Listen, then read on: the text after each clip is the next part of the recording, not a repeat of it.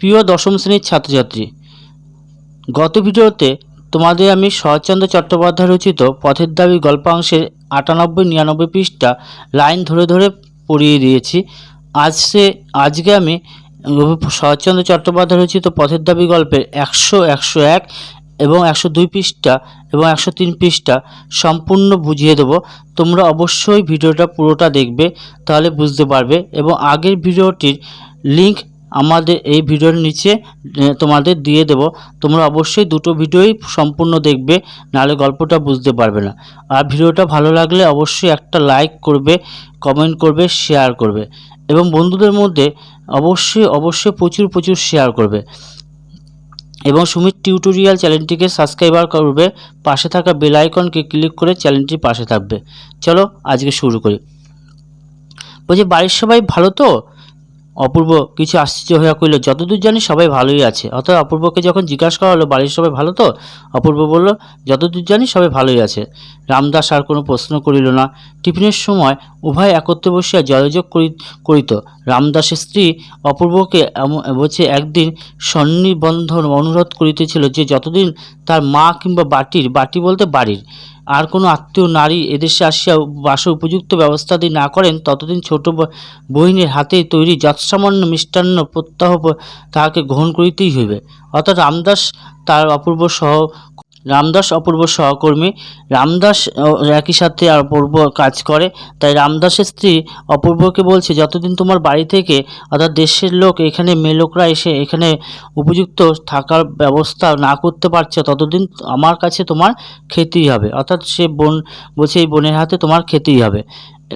বলছে মিষ্টান্ন গ্রহণ করিতেই হইবে। অপূর্ব রাজি হইয়াছিল। অফিসের একজন ব্রাহ্মণ পেয়াদা এই সকল বাহিয়া আনিত। আশযশ নিরালা পাশের ঘরটার ভোজ্য বস্তুগুলি যখন সাজাইয়া দিয়া গেল, তখন আহারে বসিয়া অপূর্ব নিজের কথা পড়িল। কাল তাহার ঘরে চুরি হইয়া গেছে, অর্থাৎ অপূর্বর ঘরে গতকালকে চুরি হয়ে গেছে। সমস্ত যে যাইতে পারিত, কেবল উপরে সে খ্রিশ্চান মেয়েটির কৃপায় টাকাগুলি ছাড়া সমস্ত বাঁচিয়াছে। এখানে প্রশ্ন হবে যে কার দয়ায় বা কার কৃপায় অপূর্ব চুরি কিছু ঠেকানো গেছিল। এখানে প্রশ্ন হবে যে কার দয়ায় অপূর্ব সম্পূর্ণ সব চুরি যায়নি। অ্যান্সার হবে খ্রিস্টান মেয়েটির দয়ায়। তারপর কি বলছে যে সে তাড়াইয়া দিয়া নিচের দরজায় তালাবন্ধ করিয়াছে। আমি বাসায় পৌঁছলে চাবি খুলিয়া দেখি অনাহিত আমার ঘরে ঢুকিয়া ছড়ানো জিনিসপত্র গুছাইয়া দিয়াছে। সমস্ত ফদ্দ করিয়া কি আছে আর কি গেছে তার একটি নিখুঁত হিসাব করিয়া দিয়াছে, যে বোধ হয় তোমার মতো পাস করা অ্যাকাউন্টেন্টের পক্ষে বিস্ময়কর।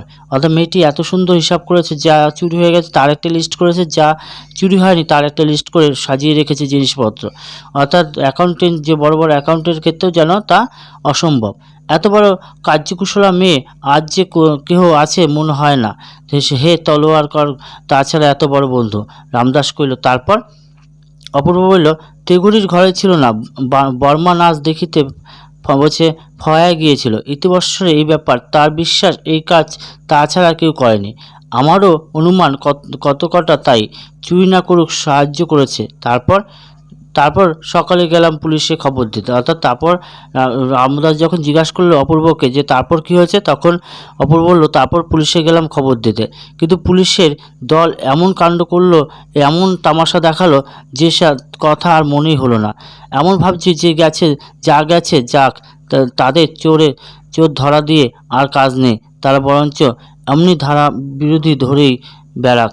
এ বলিয়া তাহার গিরিশ মহাপাত্র তার পোশাক পরিচ্ছদে বাহার করিয়া মনে পড়ি হঠাৎ হাসির ছটায় যেন দম আটকাইয়া উপক্রম হইল।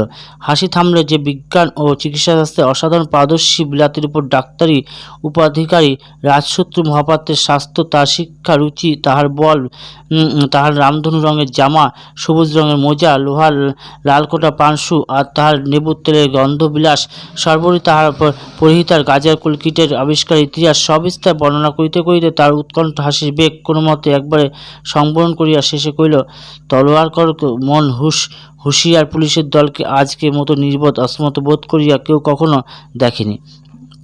অর্থাৎ যে গিরিশ মহাপাত্রের যে বর্ণনা সে অপূর্ব দেখেছিল থানায়, সেই অপূর্ব গিরিশ মহাপাত্রের কথাই যেন কোনোদিন ভুলতে পারবে না, তারই কিছু অংশ এখানে উল্লেখ করেছেন। রামদাস হাসিয়া কইল, কিন্তু বুনো হাঁস ধরা এদের কাজ। হ্যাঁ, বলছে রামদাস হাসিয়া কইল, কিন্তু বুনো হাঁস ধরাই যে এদের কাজ, আপনার চোর ধরে দেবার জন্য এরা নেই। আচ্ছা, এ কি আপনাদের বাংলাদেশের পুলিশ? বলছে এ কি আপনাদের বাংলাদেশের পুলিশ? অর্থাৎ এই পুলিশরা কোনো কাজেরই নয়, তাই ব্যঙ্গ করে বলা হয়েছে এদের কাজ হচ্ছে বুনো হাঁস ধরা, আপনার কোনো কাজে এরা আসবে না। অপূর্ব কইল, হ্যাঁ, তাছাড়া আমার বড় লজ্জা, এই যে এদের যিনি কর্তা তিনি আমার আত্মীয়। অর্থাৎ অপূর্ব বলছে এদের পুলিশের যে কর্তা সে আমার আত্মীয়, আমার পিতার বন্ধু, বাবাই একদিন একে চাকরি করে দিয়েছিল। এখানে প্রশ্ন হবে যে কে কাকে চাকরি করে দিয়েছিল? অ্যান্সার হবে যে অপূর্বর পিতা নিমাইবাবুর চাকরি করে দিয়েছিল, পুলিশ কর্তা নিমাইবাবুর চাকরিটা করে দিয়েছিল অপূর্বর পিতা। বলছি রামদাস কইল, তাহলে আপনাকে হয়তো আরও একদিন আর প্রায়শ্চিত্ত করতে হবে। কিন্তু কথাটা বলিয়া ফেলিয়া সে একটু অপ্রতিভীত হইয়া চুপ করিল। আত্মীয় সম্বন্ধে একটু মন্তব্য প্রকাশ করা হয়তো শোভন হয় না, অর্থাৎ আত্মীয় সম্বন্ধে বাজে কথা বলবে তা যেন তার রুচি বোধ হচ্ছে। অপূর্ব তাহার মুখের প্রতি চাহিয়া অর্থ বুঝিল, কিন্তু এই ধারণার যে সত্য নয় ইহাতে তার বুঝে সতে যে ব্যক্ত করিয়া সে জোর করিয়া বলিল, আমি তাকে কাকা বলি, আমাদের তিনি আত্মীয় শুভাকাঙ্ক্ষী, কিন্তু তাই বলে আমার দেশের চেয়ে তিনি আপনার নয়, বরঞ্চ যাকে তিনি দেশের টাকায় দেশের লোক দিয়ে শিকার মতো তাড়া করে বেড়াচ্ছেন সে ঢের বেশি আমরা আপনকার। অর্থাৎ বলছে যে আমি ওনাকে কাকা বলি, কিন্তু উনি আমার দেশের থেকে বড় নয়, যে দেশ সেবার কাজে নিযুক্ত থাকবে সে আমার আত্মীয়র থেকে বড়। তাই এখানে সে যে পালিয়ে বেড়াচ্ছে সে দেশ সেবার কাজে নিযুক্ত আছে, তাই তাকেই বেশি আপন বলে মনে করেছে অপূর্ব। অপূর্ব কইল, থাকে তাই নেব, কিন্তু তাই বলে তলোয়ার কর শুধু কেবল আমার দেশে নয়, পৃথিবীর যে কোনো দেশে হয়তো যে কোনো যুগে কেউ জন্মভূমিতে তার স্বাধীন করবার চেষ্টা করেছে, তাকে বলছে আপনার নয় বলবার বা সাধ্য। আর যাই হোক, বলছে আর যাই থাক আমার নেই। বলছে বলিতে বলিতে কণ্ঠস্বর তাহার তীক্ষ্ণ চোখের দৃষ্টি প্রখর হইয়া উঠিল। মনে মনে বুঝিল কি কথায় কি আসিয়া পড়িয়াছে, কিন্তু সামলাইতে পারিল না। বলিল, তোমার মতো সাহস আমার নেই, আমি ভীরু, কিন্তু তাই বলে অবিচারে দণ্ডভোগ করা অপমান আমাকে কম বাজে না। অর্থাৎ অবিচারে কোনো কাজ নেই, আমাকে শুধু শুধু অপমান করবে, আজ বলবে অপমানজনক কথা বলবে, তা যেন তার খুব খারাপ লেগেছে। তা বলছে রামদাস, বিনা দোষে ফিরিঙ্গি ছোকরারা আমাকে যখন লাথি মেরে প্ল্যাটফর্ম থেকে বার করে দিয়েছিল, অন্যায় প্রতিবাদ যখন করতে গেলাম তখন সাহেব স্টেশন মাস্টার কেবল আমাকে দেশি লোক বলেই স্টেশন থেকে কুকুরের মতো দূর করে দিল। অর্থাৎ অপূর্বর একবার স্টেশনে দাঁড়িয়েছিল বিদেশের স্টেশনে, তখন কিছু ফিরিঙ্গি ছোকরারা অপূর্বকে লাথি মেরে স্টেশন থেকে বার করে দিয়েছিল। তখন সে স্টেশন মাস্টারকে অভিযোগ জানাতে যায়, কিন্তু স্টেশন মাস্টার বিদেশি হওয়ায় অপূর্বর কথা শোনে না, তাই অপূর্বর বিদেশিদের উপর খুব রাগ। বলছে কুকুরের মতো দূর করে দিল, তার লাঞ্ছনা কালো চামড়ার নিচে কম জ্বলে না। তাই বলছে তার লাঞ্ছনা এই কালো চামড়ার নিচে কম বাজে না, অর্থাৎ তাদের সে কোনো মতেই সহ্য করতে পারে না। বলছে এমন সত্য নিত্য নিশ্চয় ঘটবে, আমার মা আমার ভাই বোনকে যারা এইসব সহস্র কোটি অত্যাচার থেকে উদ্ধার করতে চায় তাদের বলছে আপনার বলে ডাকবার যে দুঃখ থাক আমি আজ থেকে আমার মাথায় তুলে নিলাম। অর্থাৎ এখানে গ্রীষ্ম আবাত্য একজন কি দেশের উপকার করতে চায়, দেশের হয়ে কাজ করতে চায়, তাই সে বলছে যে দেশের হয়ে কাজ করে তাকে আমি মাথায় করে রাখতে চাই, অপূর্ব বলছে। তাই অপূর্ব তাকে চিনতে পেরেও পুলিশের হাতে কিন্তু ধরিয়ে দেয়নি।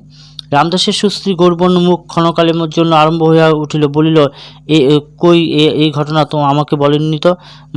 অপূর্ব কইল, বলা কি সহজ রামদাস, হিন্দুস্তানের লোক সেখানে কম ছিল না, কিন্তু আমার অপমান কারো গায়ে ঠেকলো না, এমনি তাদের অভ্যাস হয়ে গেছে। অর্থাৎ সেখানে হিন্দুস্তানির লোক অনেক ছিল, কিন্তু তাকে যখন অপূর্বকে লাথি মেরে প্ল্যাটফর্ম থেকে বার করে দেয় বিদেশিরা, তখন কিন্তু সে কেউ এই অপবাদের প্রতিবাদ করেনি, সবাই তাকিয়ে তাকিয়ে দেখেছে। তাই বলছে সবাই যেন চুপ করে দাঁড়িয়ে রইল, কেউ তার প্রতিবাদ করলো না। লাঠির চোটে আমার হাড় পাজা ভেঙে যায়নি, এই সুখবর তার সব খুশি হয়ে গেল। তোমাকে জানাবো কি মনে হলো, দুঃখ লজ্জায় ঘৃণায় নিজেই মাটির সঙ্গে মিশিয়ে যায়। এখানে প্রশ্ন হবে যে বলছে তোমাকে কি জানাবো, যতবার আমার মনে পড়ে ততবারই লজ্জায় ঘৃণায় আমি যেন মাটির সাথে মিশে যাই। রামদাস চুপ করে রইল, কিন্তু তাহার দুই চোখ ছলছল করিয়া আসিল। সম্মুখের ঘড়িতে 3টে বাজিতে সে উঠিয়া দাঁড়াইল। বোধ হয় কি একটা বলিতে গেল, কিন্তু কিছুই না বলিয়া হঠাৎ হাত বাড়িয়া অপূর্বর ডান হাতটা টানিয়া লইয়া একটু চাপ দিয়া নিঃশেষে নিজের ঘরে চলিয়া গেল। সেদিন বিকালবেলা আসিয়া ছুটি যাইবে বড় সাহেব একখানি লম্বা টেলিগ্রাফ হাতে অপূর্বর ঘরে ঢুকিয়া কইলেন, আমার ভামর অফিসে কোনো শৃঙ্খলই হচ্ছে না। ম্যানডোলে শো হবে মিথিলা এবং এদিকে পোম, সব কটা অফিসেই গোলযোগ ঘটছে। আমার ইচ্ছা তুমি একবার সবগুলো দেখে আসো। অর্থাৎ সে ভামো যাবে, কিন্তু ম্যানেজার এসে বলল যে নানা অফিসে নানা সমস্যা দেখা দিয়েছে, সেই অফিসগুলোকে একবার ঘুরে আসতে। আমার অবর্তমানে সমস্ত ভারী তো তোমার একটা পরিচয় থাকা উচিত, সুতরাং বেশি দেরি না করে পরশু যদি একবার। অপূর্ব তক্ষণে সম্মত হইয়া বলিল, আমি কালই বার হয়ে যেতে পারি। বস্তুত নানা কারণে রেঙ্গুনে তাহার আর এক মুহূর্ত মন টিকতেছিল না। অর্থাৎ নানা কারণে রেঙ্গুনে তার একমাত্র এক সেকেন্ডও তেমন মন টিকছে না। তাই সে রেঙ্গুন থেকে চলে যাচ্ছে কোথায়? ভামোর উদ্দেশ্যে।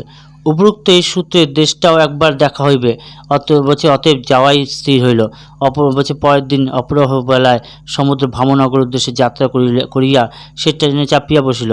সঙ্গে রহিল আহারাদি, অফিসে একজন হিন্দুস্তানি ব্রাহ্মণ পেয়াদা।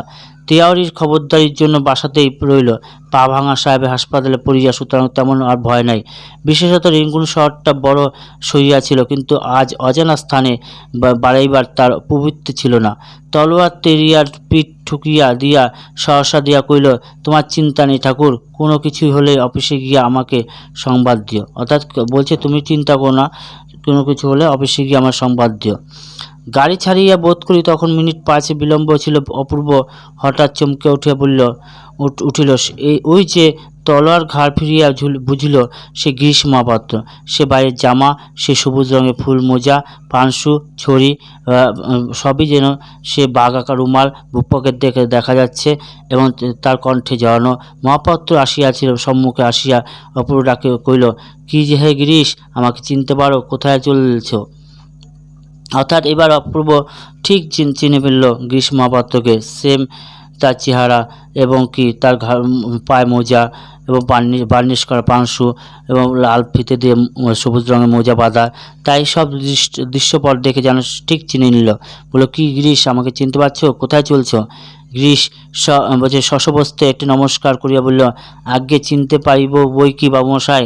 কোথায় আগমন হচ্ছে? অপূর্ব সাহায্য করল, আপাতত ভামু যাচ্ছি। তুমি কোথায়? অর্থাৎ তুমি কোথায় যাচ্ছ? গিরিশ করল, আজ্ঞে এলাঞ্চা থেকে দুইজন বন্ধু লোক আসার কথা ছিল। আমাকে কিন্তু বাবু ঝুটমুট হয়রান করা। হ্যাঁ মানে বটে, কিন্তু আপিং সিদ্ধ লুকিয়ে, কিন্তু আমি বাবু ভারী ধর্মভীরু মানুষ। বলি কাজ কি বাবু? জোচ্চুরি কথায় বলে পরধর্ম ভয়াবহ। ললাটের লেখা তো খণ্ডাবেকে। অর্থাৎ তার কপালে ছিল পুলিশ স্টেশনে গিয়ে তার হেনস্থা হওয়ার কথা। তাই বলছে ললাটের লেখা ঘোচাবেকে। তাই সে পুলিশ স্টেশনে গিয়ে মিছে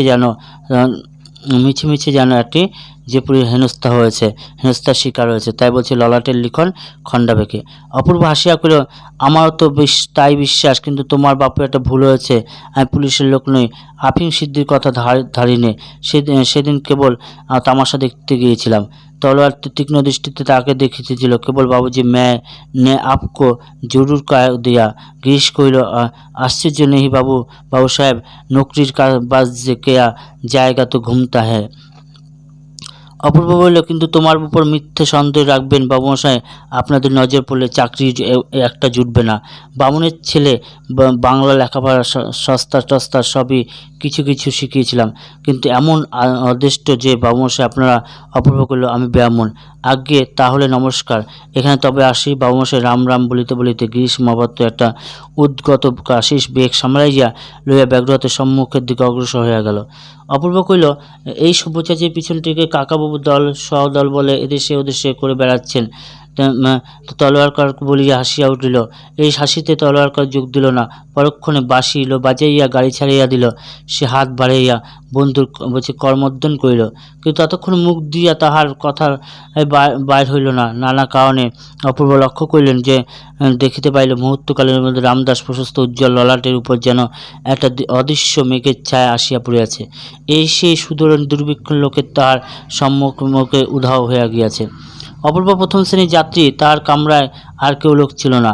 সন্ধ্যা উত্তীর্ণ হইলে পিরানের মধ্যে, এখানে প্রশ্ন হবে অপূর্ব কোন শ্রেণীর যাত্রী, অর্থাৎ প্রথম শ্রেণীর যাত্রী, এমসিকিউ প্রশ্ন। সন্ধ্যা উত্তীর্ণ হইলে পিরানের মধ্যে হইতে পইতা বাহির করিয়া বিনা জলে সংসদ্ধ করিয়া সমর্পণ করিল। সকল ভোজ্যবস্তু শাস্ত্রমতে স্পর্শদুষ্ট হইয়া না জানিয়া সে সঙ্গে আনিয়াছিল। পিতলে পাত্র হইতে বার করিয়া আহার করিল, জল পান করিল। রাত্রির মধ্যে অপূর্ব ভোজন রাত্রি শেষ করিয়া হাত মুখ ধুইয়া পরিতপ্ত শয্যার আশ্রয় গ্রহণ করিল। তাহার ভরসা ছিল প্রভাতকাল পর্যন্ত তার নিদ্রায় ব্যাঘাত না ঘটে। কিন্তু কি যে কত বড় ভ্রম হলো তার, এখান থেকে প্রশ্ন হবে তার ভ্রমটা কী ছিল। তার ভ্রমটা ছিল স্টেশন টিকিট পরীক্ষক বারবার এসে তাকে ঘুম থেকে উঠিয়ে দিচ্ছিল। বলছে ভ্রম তার কয়েকটা স্টেশন পরেতে অনুভব করিল। সে রাত্রের মধ্যে তিনেক তার ঘুম ভাঙিয়া পুলিশের লোক তার নাম ধাম ঠিকানা লিখিয়া লইছিল। একবার বিরক্ত বোধ হইয়া বর্মা সাব ইন্সপেক্টর সাহেব কটু কণ্ঠে জবাব দেয়, তুমি কি ইউরোপিয়ান নও? অপূর্ব কহে, কিন্তু আমি ফার্স্ট ক্লাসের প্যাসেঞ্জার, রাতে তো আমি আবার তুমি ঘুমের বিঘ্ন করিতে পারো না। সে হাসিয়া বলে, নিয়ম রেল কর্মচারীর জন্য, আমি পুলিশ, ইচ্ছা করলে আমি তোমাকে টানিয়া নিচে নামাইতে পারি। অর্থাৎ গল্পটি এইখানেই শেষ। তোমরা ভিডিওটা ভালো লাগলে লাইক করো, কমেন্ট করো এবং চ্যানেলটিকে সাবস্ক্রাইব করো। তোমাদের পাঠ্য বইয়ের সমস্ত গল্প তোমরা বুঝে যাবে। প্রতিটি গল্প তোমাদের ভিডিও আকারে আমি দেব। তোমাদের প্রত্যেকটি গল্পের লিঙ্কও দেওয়া থাকবে। তোমরা প্রতিটি গল্প দেখবে এবং প্রতিটা গল্প আশা করি